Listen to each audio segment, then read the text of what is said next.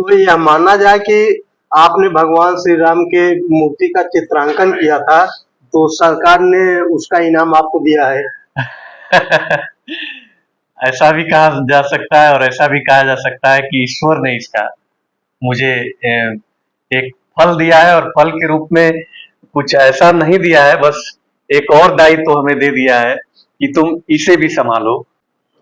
नमस्कार, मैं कमलेश प्रताप विश्वकर्मा। बहुत ही गर्व और गौरव की बात है।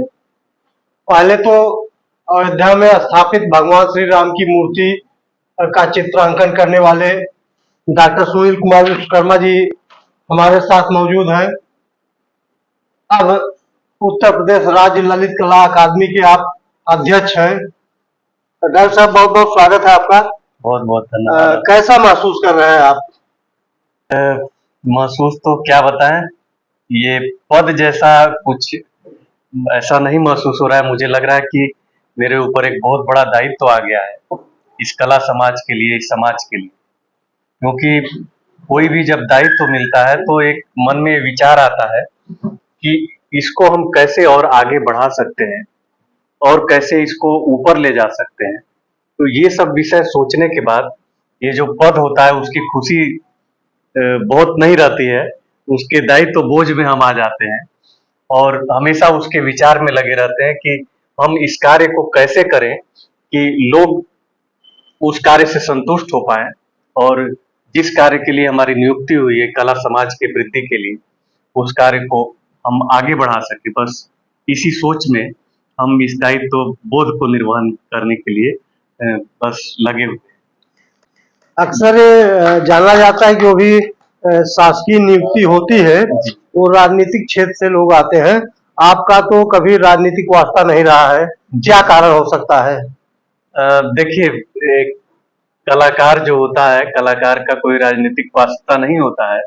कलाकार का अपना एक विचार होता है।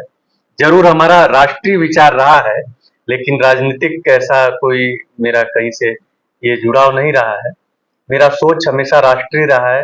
राष्ट्र के प्रति हम हमेशा कार्य करते थे, और हमारे जो कलाकारों का जो समूह था, बस हमें यही प्रेरणा दिया गया हमारे जो सीनियर थे कि जो भी कलाकार है वो समाज के अंग होते हैं और उनको समाज के लिए काम करना है और इस राष्ट्र के लिए काम करना है।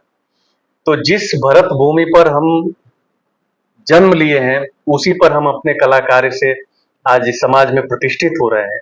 तो उस भूमि के लिए भी हमें सोचना है और अपने कलाकार से समाज को एक अच्छी दिशा देने का कार्य करना है।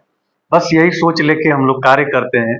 कलाकार तो किसी जैसे उसमें बधा नहीं होता है किसी राजनीतिक क्षेत्र में। बस शायद हम सबके इन कार्यों को देख करके लोगों को लगा होगा कि ये दायित्व एक कलाकार को दिया जाए जो इसका निर्वहन कर पाए। तो यह माना जाए कि आपने भगवान श्री राम के मूर्ति का चित्रांकन किया था, तो सरकार ने उसका इनाम आपको दिया है।